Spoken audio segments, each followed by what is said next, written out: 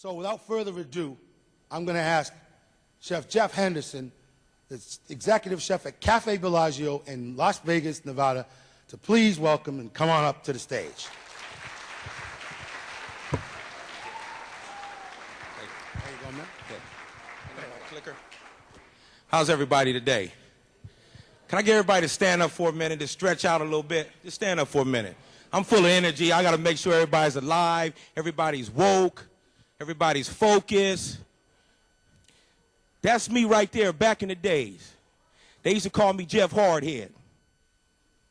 Gang banging, selling drugs, ditching school, robbing, stealing. There was a point that came in my life where there was youngsters hanging on the street corners where they manufactured dreams. They told me I was somebody when I was a youngster. My mother didn't have the time because she was working 2 jobs. My father left when I was young. I come from a traditional African-American home. That's right. Come from the same community that look like people look just like you guys, walk like you and talk like you. So I had a dream one day that I wanted to help my mother out. I wanted to put better food on the table. I wanted to eat better. I wanted a house with a 2-car garage, with a white picket fence, with a swimming pool. Those are normal things. We all want those things.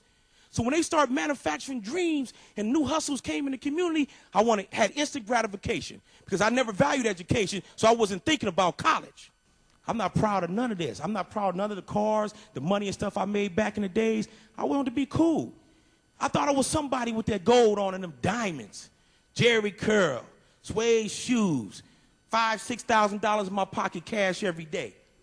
That wasn't who I was, but it wasn't until later in life when I started to realize the things. There I am again.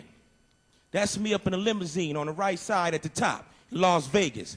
That's my Mercedes Benz. That's me and my woman in Las Vegas gambling away money. I wasn't even legal. And I was out there doing it the way I thought that was right. Because I didn't have the influential people in my life telling me, don't do this and don't do that. This is the reason why. What's the payoff for education? I didn't care nothing about education. I was a hustler. I had a PhD in game. I had gift of gab. I had to fix myself when I got out of prison because nobody would give me a job. I'm an ex-con. My rap sheet is longer than my resume. So I had to straighten up the way I walk. I had to pull my pants up. I had to improve my vocabulary. I had to clean shave my face. I had to take makeup foundation and cover up my earring hole. I had to learn to smile. I had to understand the company brand. And I realized years ago from reading and being around influential people that smart people, influential people, CEOs of these big companies, they're no different from you.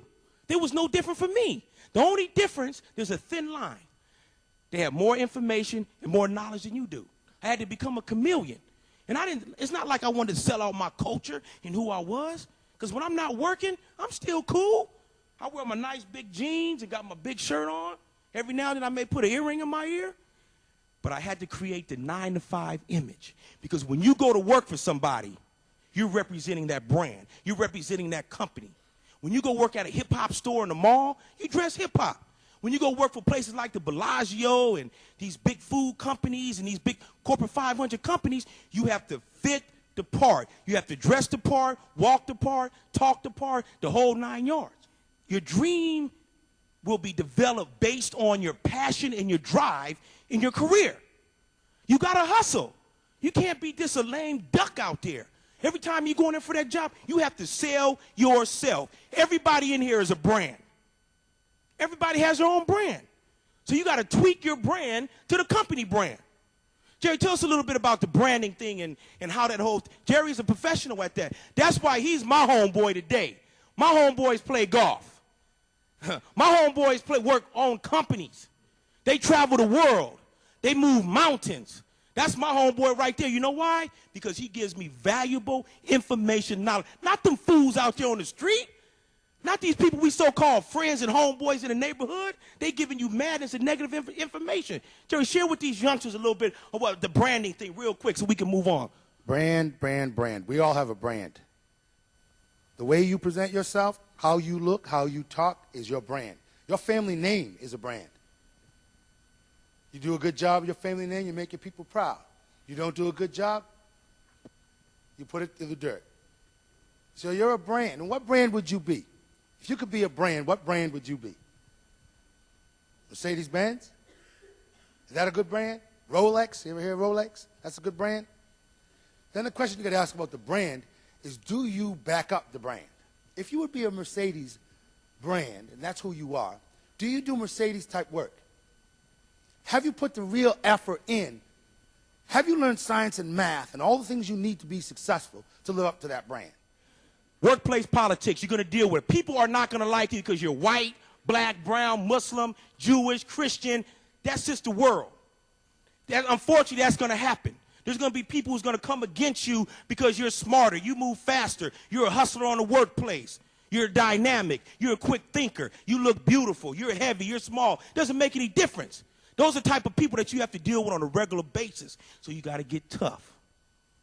Can't be weak. The strong only survive. There's not enough jobs out there for everybody, and this is the real. I'm not going to sugarcoat and tell you you're going to go through ProStart, you're going to get out of high school, you're going to go out there and get a job. Everybody just can't work. The only people who work, the people who have the information knowledge, the people who build powerful relationships with people, who open doors for people, people who take in information knowledge, people who are willing to grow, people who hustle. So all this new game I got, the cooking game, the life skills, the corporate 500 game face, the gang criminal lifestyle, I owe that back. Because my generation destroyed a generation of young people. What good is it to me if I hold all the knowledge to myself? Because I don't play around. You know why? Because them streets is for real. Them prisons is for real. Homelessness is for real. Death is for real. Hunger is for real.